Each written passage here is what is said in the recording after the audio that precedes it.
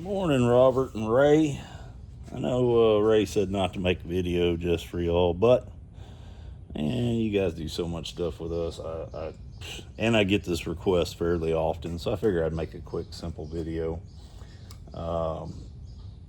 Just showing the assembly of all the parts to put in a trim kit. Anyhow, once you got everything out of the valve body, obviously clean out the lower gasket surface and the upper gasket. And then you got a gasket kit. And it basically, for any standard E-series, it's 4 gaskets. Smallest one, little thin one, is a seat ring gasket. Then you got a spiral wound, a shim, and the bonnet gasket, which is a big one. So whenever we start out, we're going to put our seat ring gasket in.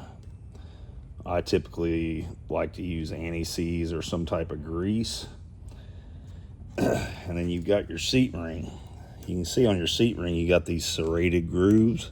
That's the gasket side. That angle side is for the plug to mate with. So gasket groove side down. And then every time I put a seat or a part in, I make sure it spins free so there's nothing binding in there. Next up, you've got your cage. So we'll just lower the cage down in there, make sure it engages, spins, make sure the gap and everything is consistent, the cage isn't cocked one way or the other. And then for me, spiral wound, shim, bonnet gasket. Okay.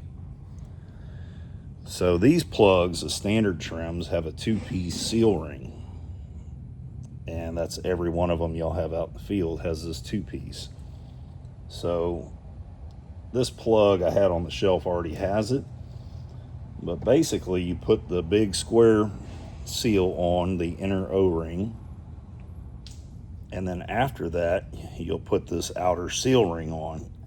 That's what you're seeing here, is that thin outer seal ring.